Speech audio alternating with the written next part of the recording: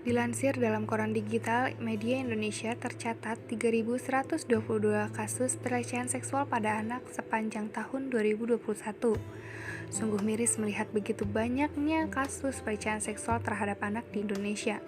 Di sini, saya Zulfa Safira Firdausi dari Prodi Pendidikan Guru Sekolah Dasar kelas A tahun 2020 Universitas Negeri Jakarta akan membahas mengenai pelecehan seksual pada anak usia dini. Universitas California telah meringkas perbedaan pelecehan seksual dan kekerasan seksual dengan memberikan definisi. Pelecehan seksual mencakup perilaku seperti merayu seksual yang tidak diinginkan, meminta penukaran sesuatu dengan aktivitas seksual, serta perilaku seksual lainnya yang tidak diinginkan. Sedangkan kekerasan seksual adalah perlakuan seksual secara fisik tanpa persetujuan dari orang lain atau ketika orang lain sedang dalam keadaan tidak dapat memberikan persetujuan. Kekerasan seksual mencakup penyerangan secara seksual, pemerkosaan, kekerasan dalam rumah tangga, kekerasan dalam pacaran, dan stalking, menguntit, atau mengikuti seseorang diam-diam. Menurut Komnas Perempuan, pelecehan seksual adalah tindakan seksual lewat sentuhan fisik maupun non-fisik dengan sasaran organ seksual. Menurut Ibu Sri, selaku anggota Komnas Perempuan, contoh dari pelecehan seksual non-fisik diantaranya adalah intimidasi, ancaman, dan ujaran yang bersifat seksual, baik secara langsung ataupun menggunakan media sosial, yang berakibat pada kerugian atau penderitaan korban yang dimana korban merasa terhina dan direndahkan martabat kemanusiaannya. Terdapat 5 jenis pelecehan seksual. Yang pertama ada fisik, yaitu sentuhan yang tidak diinginkan yang mengarah ke perbuatan seksual seperti menepuk, mencubit, melirik, atau menatap penuh nafsu.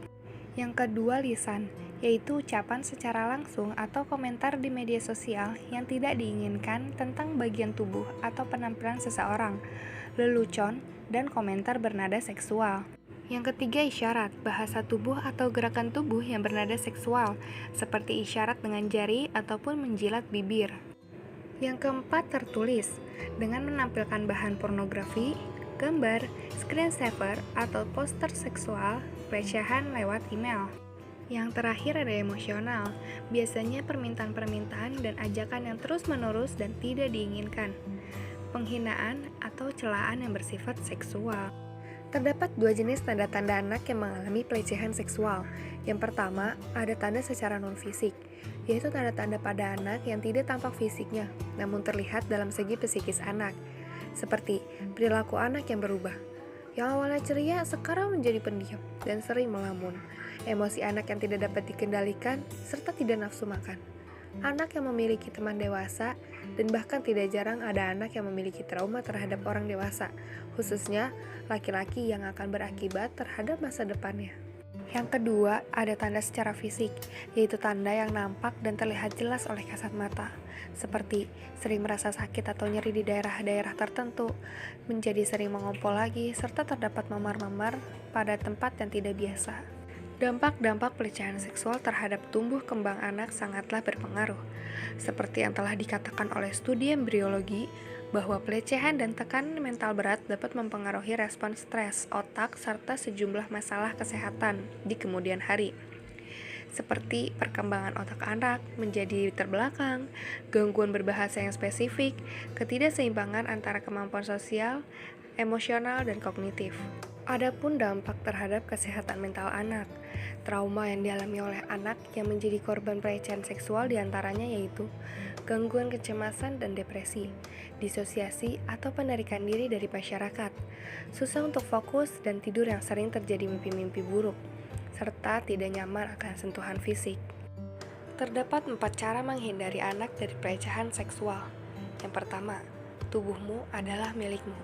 Berikan penjelasan kepada anak bahwa tidak boleh ada orang lain yang memegang tubuhnya dengan secara paksa, kecuali dokter, yang perlu juga didampingi oleh orang tua. Yang kedua, mengungkapkan rahasia, yang dimana di sini peran orang tua harus menjadi seorang teman, agar anak ingin berbagi cerita kepada orang tua. Yang ketiga, perhatian orang tua. Perhatian orang tua sangatlah penting untuk anak, karena dengan orang tua yang perhatian kepada anak, anak akan merasa dirinya memiliki perlindungan. Yang terakhir, pengetahuan.